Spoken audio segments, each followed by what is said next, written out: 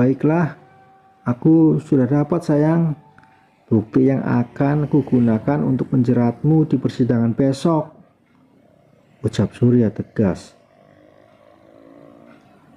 Bahwa istriku menggugat cerai karena punya affair dengan kekasih lamanya. Istriku minggat membawa anak bayiku dan disembunyikan oleh kekasihnya. Sempurna bukan? Sempurna sekali, Mas. Pengadilan akan percaya dengan semua bukti-buktimu. Selamat ya, ucap Ratih berusaha tetap tenang. Hei, dengan bukti ini kau akan kalah di pengadilan besok, Ra. Kenapa kau tidak mencabut gugatanmu saja? Aku akan memaafkanmu. Kau akan tetap jadi istriku yang sah. Hesti hanya istri siri. Hesti mau kok. Cukup, Mas. Aku tidak sudi berbagi dengan perempuan pintar itu, teriak Ratih. Oke, baiklah. Ku beri kau kesempatan merawat Cindy 2 hari lagi. Karena begitu sidang besok, Cindy harus ikut denganku. Karena tidak mungkin dia diasuh oleh ibu tukang selingkuh sepertimu. Surya mengakhiri panggilannya.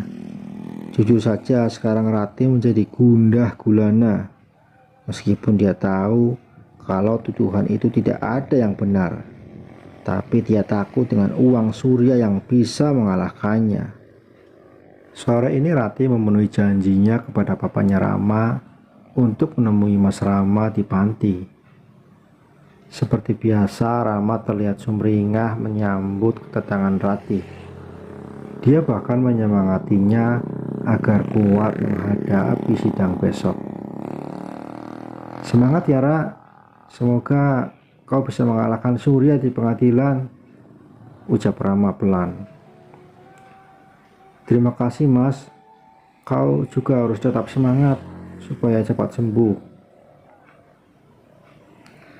Rama tiba-tiba terdiam. Perubahan ekspresinya membuat Ratih heran. Kenapa, Mas? Kau tidak suka aku kesini? Bukan begitu, Ra. Aku sadar siapa diriku. Seorang mantan pecandu. Tidak layak mengharapkan apa-apa darimu. Tapi aku mau kau bahagia, Ra, ucap Rama. Jika kau bahagia, aku akan sangat bahagia. Itu saja sudah cukup untuk menebus kesalahanku di masa lalu. Kesalahpahaman antara kita di masa lalu telah menghancurkan kita berdua. Surya menjeda ucapannya. Aku mau mulai sekarang kau bahagia, Ra. Tidak mesti menerimaku kembali. Tidak. Dengan kau bahagia, aku akan bisa bertahan hidup. Jujur Ratih tidak mengerti kenapa tiba-tiba Rama berucap seperti itu. Mas, gumam Ratih menatap lekat bola matanya. Betapa Ratih sebenarnya ingin menangis sepuasnya di sana, menumpahkan segala kepedihan dan penderitaan yang selama ini mendera. Tapi dia malu melakukannya. Banyak pertanyaan dalam hati Ratih. Apa Rama sudah tidak mencintainya lagi? Atau dia hanya minder? Dia tak berani berharap lagi kah? Semangat mengikuti sidangmu besok ya. Hari Minggu besok nggak usah datang menjenguk. Istirahat saja di rumah biar kau fit dalam sidang nanti. Baik, Mas. Pulanglah, ucapnya lembut.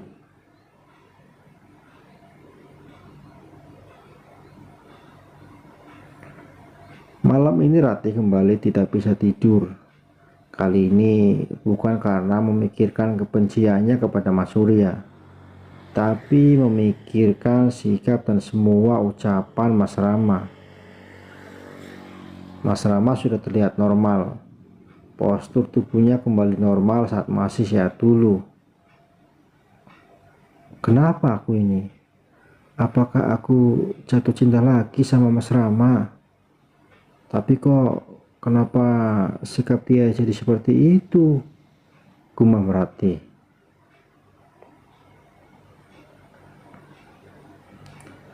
Ratih turun dari taksi online di depan gedung pengadilan agama.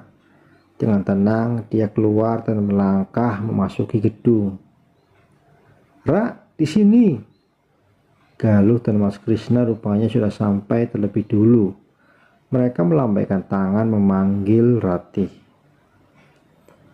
Papa juga sudah tiba, tapi dia belum masuk ruangan. Kamu tenang kan? Tanya Mas Krishna tersenyum menguatkan Ratih. Saut Ratih singkat. Lihat tuh suamimu datang bersama pasukannya. Galuh menunjuk ke arah pintu dengan telunjuknya. Mereka menoleh ke sana. Dengan pedenya Mas Surya melangkah beriringan dengan pengacaranya. Mas Surya hanya melirik Ratih sebentar tanpa mengucapkan kata-kata. Ratih menatap tajam Mas Surya yang duduk dengan sombongnya tak jauh darinya. Majelis hakim dipersilahkan memasuki ruangan sidang. Panitera memulai sidang. Serempak hadirin semua berdiri. Setelah mereka duduk, semua yang hadir juga ikut duduk. Sidang perceraian segera dimulai. Kepada pihak penggugat Ibu Ratih Kumalasari dan kuasanya dipersilahkan ke tempat yang telah ditentukan. Lanjut sang panitera. Ratih melangkah ke depan. Teman-teman menyemangati dengan tatapan teduh mata mereka. Papa Mas Krishna memasuki ruangan dan duduk di sebelah Ratih. Selanjutnya hakim ketua membuka sidang secara resmi dengan mengetuk palu sebanyak 3 kali. Dilanjutkan dengan kalimat pembukaan darinya. Saudari Ratih, apakah Anda tidak mempertimbangkan bercerai dengan saudara Surya? Tanya hakim ketua dengan tegas. Tidak, Bapak Hakim. Saya tetap pada pendirian saya untuk bercerai. Saya sudah tidak tahan lagi. Jawab Ratih mantap. Baiklah kalau begitu. Lalu bagaimana dengan Anda, saudara Surya? Apakah tidak sebaiknya Anda sebagai kepala keluarga mempertahankan rumah tangga yang Anda bina? Semua mata tertuju kepada Mas Surya. Ratih berdebar menunggu jawaban dari mulutnya. Kebetulan sekali Bapak Hakim. Sudah sangat lama saya juga ingin menggugat cerai istri saya. Bapak Hakim, dia bukan istri yang baik. Dia bukan ibu yang baik buat anak saya, ucap Surya lantang. Oleh karena itu, saya memohon kebijaksanaan Bapak Hakim agar menjatuhkan hak asuh anak kepada saya dan segera mengeluarkan surat cerai kami. Terima kasih. Suasana hening sesaat. Ratih berdejak, menatap tajam kepada lelaki busuk itu. Dia tersenyum samar. Sidang pun terus berlanjut. Saudari penggugat dan saudara tergugat, kalian sama-sama ingin menggugat cerai. Tidakkah kalian ingin mempertimbangkannya sekali lagi? Tidak, Bapak Hakim. Lanjutkan saja sidangnya. Kami sangat sibuk. Orang tua saya kedua-duanya sedang dirawat di rumah sakit. Tolong putuskan hari ini juga, Bapak Hakim. Mas Surya sepertinya sudah tidak sabaran. Saudara kuasa hukum penggugat, apakah tidak ada perubahan gugatan saudara? Tanya hakim ketua kepada Papa Mas Krishna. Tidak, Bapak Hakim, sautnya tegas. Agenda sidang hari ini adalah pembacaan gugatan dari kuasa hukum penggugat. Saudara kuasa hukum tergugat, apakah Anda sudah menerima salinan gugatannya? Sudah Bapak Hakim, kami juga sudah menyetujuinya. Tidak perlu dibacakan lagi. Tolong sidang ini dilanjutkan dengan agenda hak asuh anak dan harta gono gini Bapak Hakim. Jawabnya tidak sabaran. Menit demi menit dilalui Ratih dengan berdebar. Sebenarnya dia tidak sabar ingin melihat hasil akhir dari agenda sidang hari ini. Baik, kami sudah menerima bukti-bukti dari kedua belah pihak, baik pihak penggugat maupun pihak tergugat. Untuk itu beri kami waktu untuk merundingkannya. Sidang ditunda 2 jam. Hakim ketua mengetuk palu 3 kali. Ternyata sidang itu melelahkan, gumam Ratih. Galuh dan Krishna terus menyemangati sahabatnya itu. Tak terasa 2 jam berlalu. Sidang akan segera dilanjutkan. Panitera kembali memberi aba-aba. Hakim ketua membuka sidang secara resmi. Dada Ratih terasa terbakar saat kuasa hukum Surya menuntut hak asuh anak agar diserahkan kepada Mas Surya. Mereka menuduh Ratih telah gagal secara hukum sebagai pengasuh anak meskipun anak masih di bawah umur. Ratih dituduh selingkuh dengan kekasih lamanya.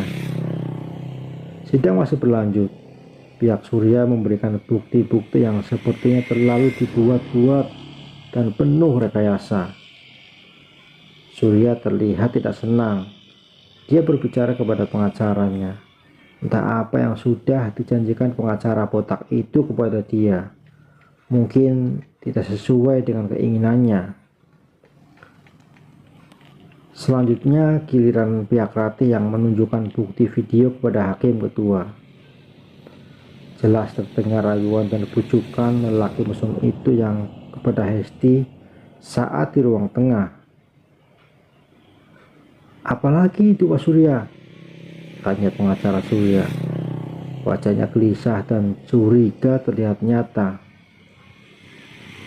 Aku tidak tahu, kepalaku sudah pusing, jawab Mas Surya, meletakkan kedua tangan yang saling memilin di atas kepalanya. Tiba-tiba dia bangkit berdiri dan meninggalkan ruangan sidang. Sidang ditunggu minggu depan.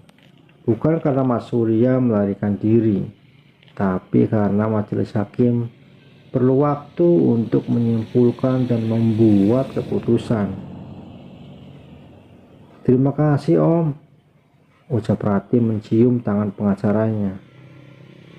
Ya, semangat ya, jangan putus asa. Kita menang, pasti kita menang. Iya Om, amin. Setelah saling bersalaman, mereka pun bubar. Galuh dan Mas Krishna berencana ikut ke rumah Ratih. Mereka ingin tahu rumah baru Ratih. Di dalam mobil mereka mengobrol tentang sidang yang baru saja mereka ikuti. Tiba-tiba ponsel Ratih berdering. Ternyata bisa menelponnya dari rumah. Iya bisa, ada apa? Tanya Ratih. Mendadak raut mukanya menjadi berubah setelah mendengar jawaban dari Bi Isah di seberang sana. Mas Krishna, ayo cepat segera ke rumahku, teriak Ratih panik. Galuh dan Krishna pun dibuatnya kebingungan. Ada apa, Ra? Bisa telepon, katanya sini gak ada di rumah loh, jawab Ratih sambil menangis. Apa? Kenapa bisa? Ayo Mas, buruan ke rumah Ratih. Galuh ikut pamit. Dengan kecepatan tinggi Mas Krishna mengemudi mobil membelah jalan raya. Untunglah lalu lintas tidak terlalu padat. 20 menit kemudian mereka pun sampai di rumah Ratih.